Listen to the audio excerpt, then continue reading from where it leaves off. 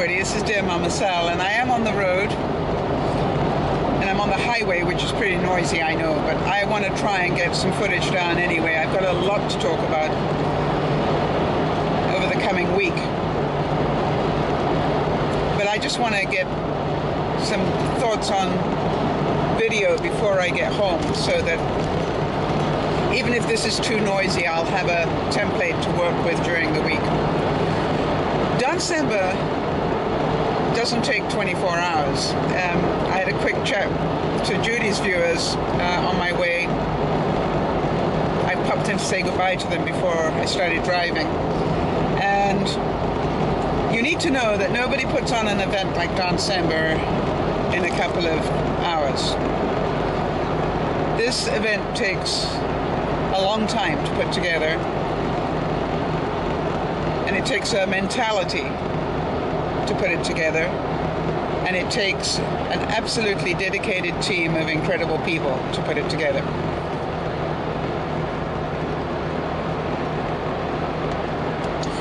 I want you to know that it really is my honor to be part of that team, and I say that with all the love in the world. I know that a lot of you were very touched with the last hour, and I'm glad that we will capture that last hour and keep it forever. I'm sure I will watch it, because I cannot imagine what it was like to watch. I know what it was like to be in the last hour. I cannot imagine what it was like to watch, and I wonder if I will cry as much watching it. And obviously the answer to that is going to be yes, because I'm crying just thinking about it. I cannot tell you what it's like to have been up for 23 hours and realize that we had got so close. We were at 175,000, or was it 176, with an hour to go. And I can remember actually sending out a note that said, if anybody's got a quick 30,000, we can do with it now. Which sounded so ridiculous, but you understand it was my prayer to God. Between the excitement of having done so well, because, you know, nobody would have seen 176,000 in 24 hours to be anything but an incredible success. Because it was. But we had a group of people who weren't prepared to quit at 176,000. We had a group of people who had made a commitment to 200,000, and it was almost or die in the attempt, you know what I mean? Because that's the sort of mentality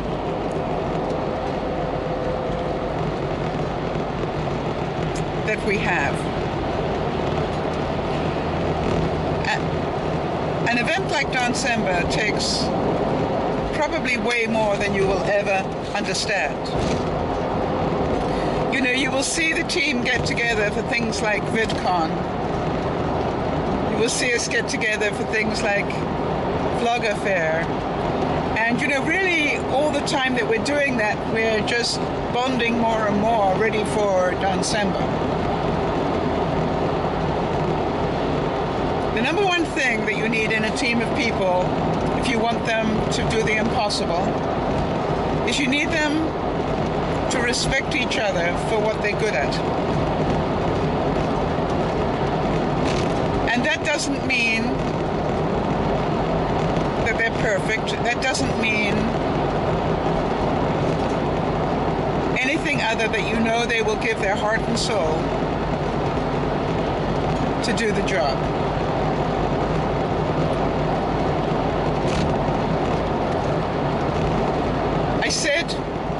I said to the guy from Convoy of Hope, as I had said to Jeremy the year before, whatever you do when you look at this group of people, please do not judge us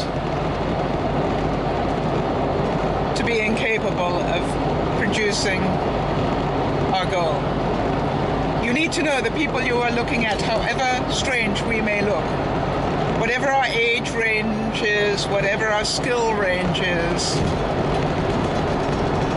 I need you to know the chances that we will hit 200,000 are greater than you will understand. It will not be easy. It will take incredible courage. But this team of people, if it's possible to do, will achieve it. Now, you will have probably heard by now, as we did, that at one point we were trending higher than Star Wars on Twitter. Imagine that.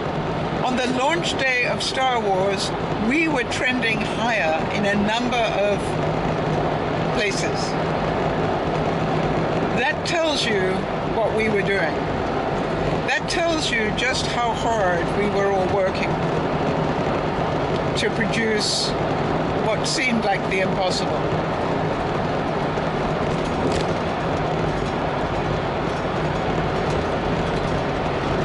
So you need a great team of people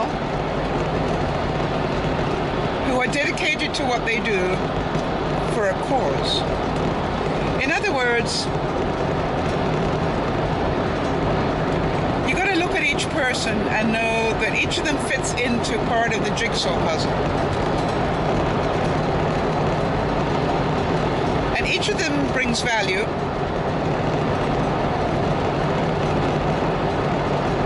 And each of them helps raise the money.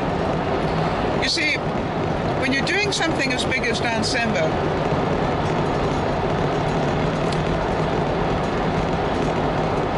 sure, we're going to have some people who can afford $100 or $500 even. But we also have a lot of people who can barely afford 10. And a lot of them who can't give 10.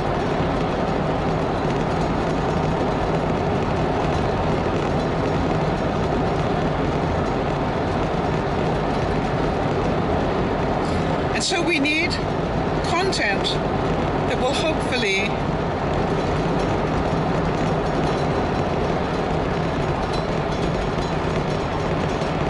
appeal across the board.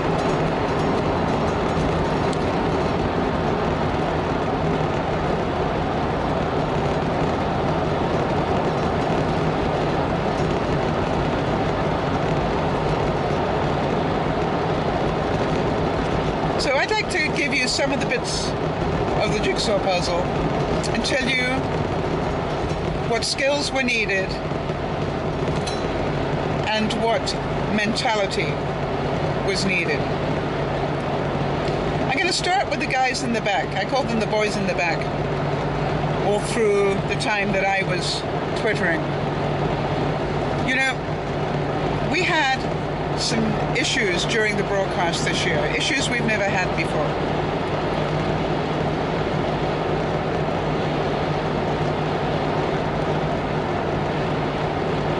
It wasn't because they hadn't spent days preparing all the equipment, because they had.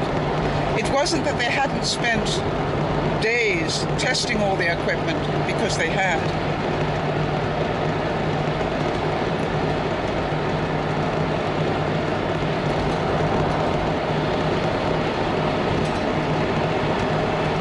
They had tested it in a very quiet location with different facilities and everything else. And so you've got to know that one of the most important things you can have in a team of people is people who do not panic. And when I say people who do not panic, people who just know that the brown sticky stuff just hit the fan. And what are we going to do about it? Now, the really strange thing was that I think about 48 hours before we went to Dancember, or maybe less, I said to Benji, It was the last sort of major conversation he and I had. Benji knows me really well. Part of my job in Dancember is I call myself the what-if person. What if this happens? What if this happens? And it's strange because we've got most of them covered, so I don't even have to ask. But the most peculiar thing was 36 hours out, or whatever it was, I had this really strong sensation. And I consider myself in part to be the risk manager thinker. Not necessarily the risk manager doer, but the risk management thinker. And I said to Benji, we're getting big. We got a lot more of equipment. We're all plugged in. What if we had a power failure?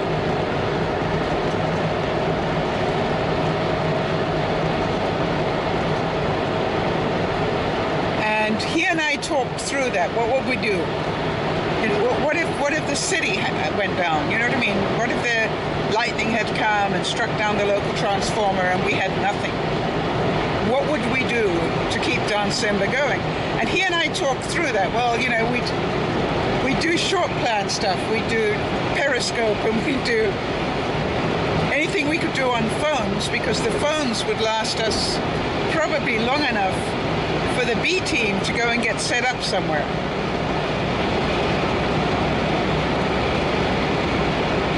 And we would have enough people with phones to be able to reroute the people that we had on laptops. Amazing that we had that discussion. And when we got all the team together, the last conversation we had with the team before we went live was the risk management discussion. Just to let you know, we've thought about it. This is what we're planning. We've got 2 extra generators here. If anything happens, we're going to plug into these generators and we're going to do this and this and this, while another team goes here and we'll set up ready to go live again at the setup backup site.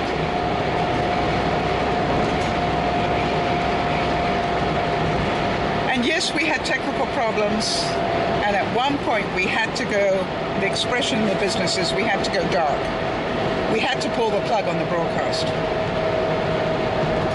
And I wish you'd been in that room to see the incredible job that Benji did. You see, we already had thought this one through, what if. He was already ready for it to go wrong. You see, to be somebody who puts on a great event, you don't think that everything's going to go right. You're ready for when it goes wrong. And that's what life is about. You need to be ready for when things go wrong. So the biggest message I can give you in life is don't just think everything's going to go right, because it isn't. Not every love affair is going to turn into marriage. Not every marriage is going to turn into happily ever after. You know, your most important responsibility as a human being is to realize reality. I want to tell you, in that moment when we had to pull the plug, in the middle of the most important time on air, if you could have seen Benji react, you would have just smiled. Well, you would have had your eyes out on stalks as you realized the implication, and you know, if you could have seen the room, it was, I really wish I'd had time to have a camera going on the room, and maybe next year we'll try and do that for you. Because what happened was,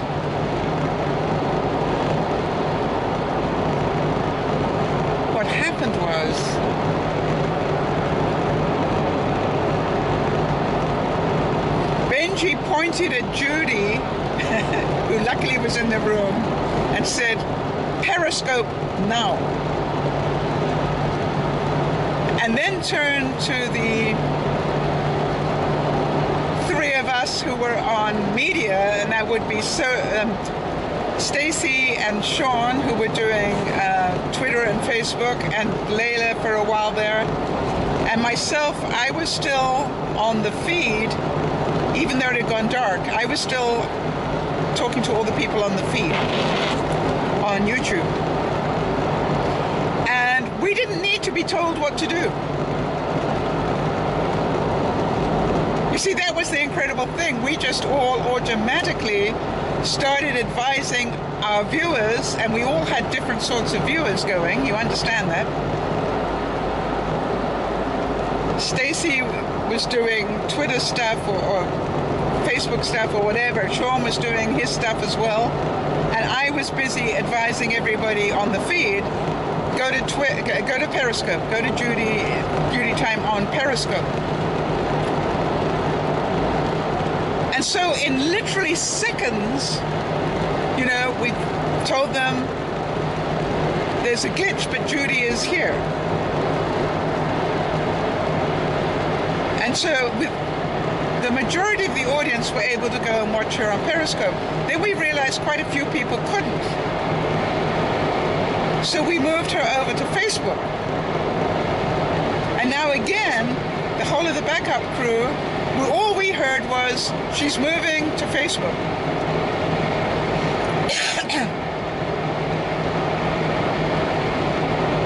And without being told, this group of people started advising everybody where to go. No panic. Actually, that's not true. Inside, you can imagine we're all going, what the? Yeah, never mind. Need to get back to work. And in the meantime, the boys in the back were pulling plugs and doing whatever they could to get us back online again.